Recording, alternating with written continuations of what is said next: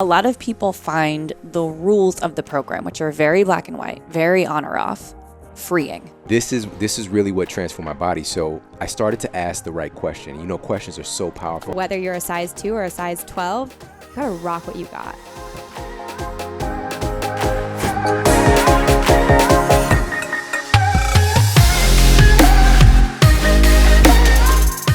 And he was like, we should do this like 30-day squeaky clean.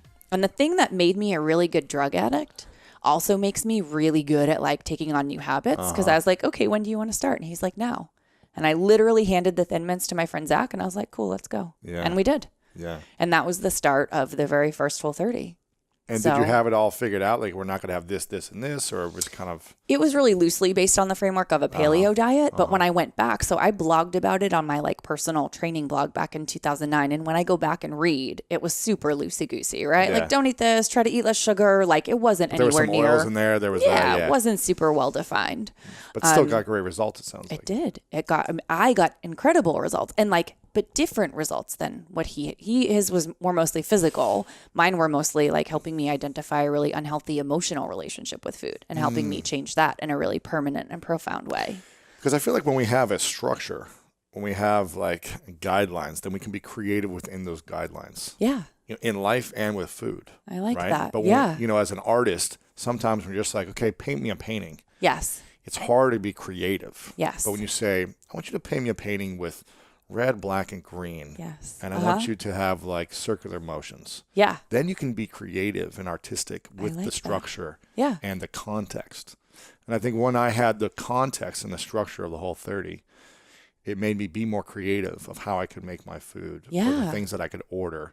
Now, it limited me in some ways, but it gave me structure. Yeah. And I think that structure creates discipline as well. Yes. So A lot of people find the rules of the program, which are very black and white, very on or off, freeing. Because as you said, it takes some of the decision fatigue out of their brain. It eliminates the need to like white knuckle willpower your way through every decision. We say no added sugar. So when you pick up a label and you read it, you don't have to think, is this 2 grams of sugar? Is that too much? Is it not enough? Is it better or is it worse? Like, it's just sugar. Nope, it's out. And a lot of people find that very freeing, especially in the beginning, because when you're trying to create a new habit or change a habit, it's like when I went to rehab, they stick you all in a box and you're isolated from the rest of the world because in the beginning you're really fragile. And it's kind of similar. yeah. There's a lot of addiction and recovery like language built into the Whole 30, Sure, which I sure. didn't even realize until kind of after the fact. Yeah, of course. Yeah. I started to ask the right question. You know, questions are so powerful. Of course. So I asked, what is my spine actually made of? And then dug into the research, and I was shocked because when you think of your bones, what's the first mineral or nutrient you think I of? think of calcium. Exactly, I don't know. exactly. I'm ignorant though. So.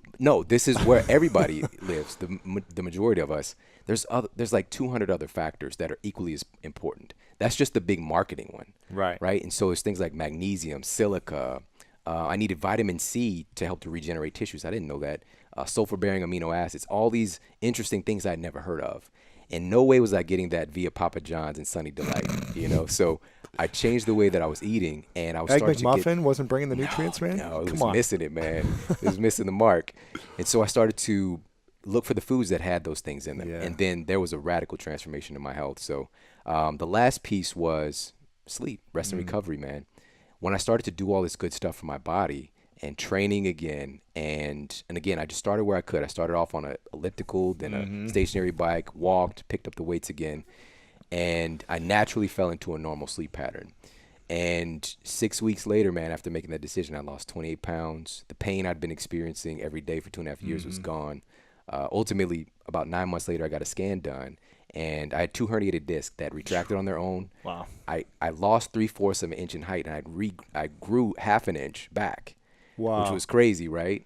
And the degeneration was starting to essentially be reversed. And the last physician I worked with, he was just standing there looking at the picture, you know, the MRI, and it's just like, wow, son, whatever you're doing, keep doing it. I haven't seen this before. You had no clue. Huh? Yeah, and so that's when I fired my doctor. Wow. But with love. Sure. But yeah, I kind of got what I needed from that experience. And even when I went to get the scan done, I already knew I was well. It was just kind of an affirmation. Now, why do you think our self-worth is so tied to our body image?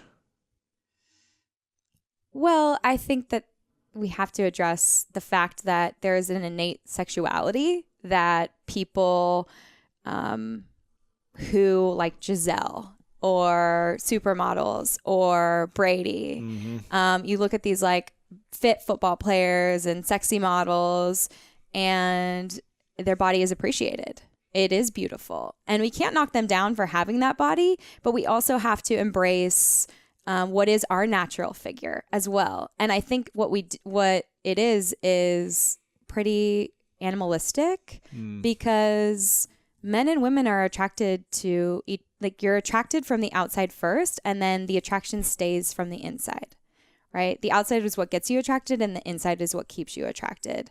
And it's unfortunate sometimes because people get really caught up in the way that they look. And what I try to coach my clients in is not having these goals that are so outside of reality, but to really celebrate the wins, whether that is gaining 2 pounds of muscle and being stronger and feeling more energized, or clearing a little bit of skin, or even just sticking to a plan for a little while that can build confidence around how we feel.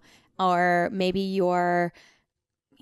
you've worked out and eaten clean for a couple of weeks and you treat yourself to a new romper or a dress or a pair of heels. I mean, it really can be, or you treat yourself to a massage or a facial or whatever it is that like you're into. I think it's really important to celebrate your body, because so many of my clients will look at these people like a Victoria's Secret model or the Insta model in the bikinis, and the girls who follow them, and they want to be just like them, and they want that body. But the problem is, if they don't have that body, then they don't feel confident. If they don't feel confident, they don't feel sexy, and then they don't give off that confidence and sex appeal, and it's detrimental to themselves, because a lot of guys think they're attractive, and the same goes for guys. If they don't put off that they feel confident and sexy, then the girl is going to vibe off of whatever that aura is or that energy is that they're putting off. And that has a lot to do with not being perfect, but putting in the effort and like loving what you got, and getting, taking what you have to the next level.